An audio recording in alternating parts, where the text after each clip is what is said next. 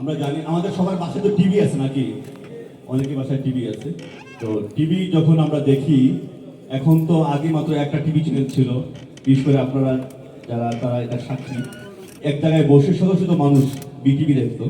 এখন তো স্যাটেলাইটের বদলতে শত শত চ্যানেল দেখতে পাচ্ছি আমরা এক জায়গায় বসে রিমোট দিয়ে বারবার চ্যানেল চেঞ্জ করতে। তো এখন যেটা দেখাবো যে একটা মানুষ যখন এক জায়গায় বসে রিমোট দিয়ে টেলিভিশন দেখে এবং বারবার রিমোট দিয়ে চেঞ্জ করে, তখন টেলিভিশনটা দেখতে বা শুনতে কিরকম লাগে সেটা আমি দেখানোর চেষ্টা করছি। তো সবাই মনোযোগ দিয়ে শুনতে হবে, কখন চেঞ্জ হচ্ছে সেটা কিন্তু আমি বলে দেবো না, আপনারা নিজেরাই বুঝে নিতে হবে যে এখন চেঞ্জ হয়েছে। তো শুরুর দিকে ধরেন যে আমি একটা রিমোট দিয়ে টেলিভিশনটা অফ আছে আমি অন করে দিলাম, একটা সিনেমার বিজ্ঞাপন শুরু হয়ে গেল, তারপর আপনার বারবার চেঞ্জ হচ্ছে, কখন চেঞ্জ হচ্ছে আপনারা বুঝে নিন। শুরু করলাম তাহলে, হ্যাঁ সবাই রেডি তো নাকি? টেলিভিশন অন করলাম। হ্যাঁ ভাই, সারা দেশে একযুগে চলছে পরিবারের সবাইকে নিয়ে দেখার মতো ছবি। স্বামী কেন আশরাফুল সজুরে হাত খুলে মেরেছেন এবং সঙ্গে সঙ্গে 4টি রান। শামীম ভাই এই সেই আশরাফুল যাকে নিয়ে গর্ব করেন বাংলাদেশ দলের coach Jorge W Bush. Iraq প্রশ্নে তিনি জো বাইডেনকে বলেন, ইরাক থেকে সৈন্য সরানোর সময় এখনো হয়নি, প্রয়োজনে আরো সৈন্য গরম তেলের মধ্যে ঢেলে ইচ্ছে মতো নাড়তে থাকুন, তারপর কিছুক্ষণ ঢেকে রাখুন, কিছুক্ষণ পর যখন পুরো গন্ধ বেরোবে ঢাকনা খুলে সেখান থেকে 4টি তাজা বোমা ও একটি কাটা রাইফেল উদ্ধার করে রেবেলিকি গোষ্ঠী।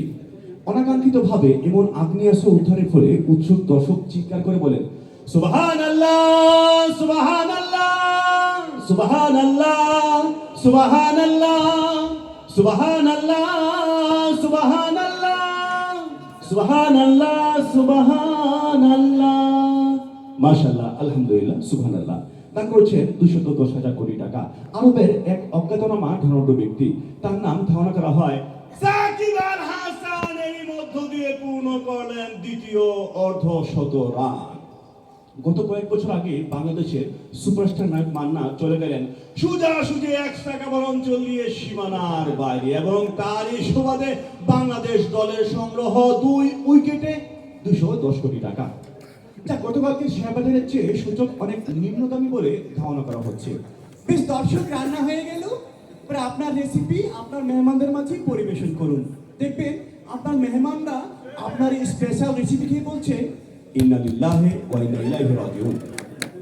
মৃত্যুকালে তার বয়স হয়েছিল 5 ফুট 3 ইঞ্চি, পরনে ছিল ছেঁড়া জুতা ছেঁড়া লুঙ্গি। উক্ত ব্যক্তির যদি কোনো সন্ধান পাইয়া থাকেন, সন্ধানদাতাকে 10 দিনের রিমান্ড চেয়েছে ডিবি পুলিশ।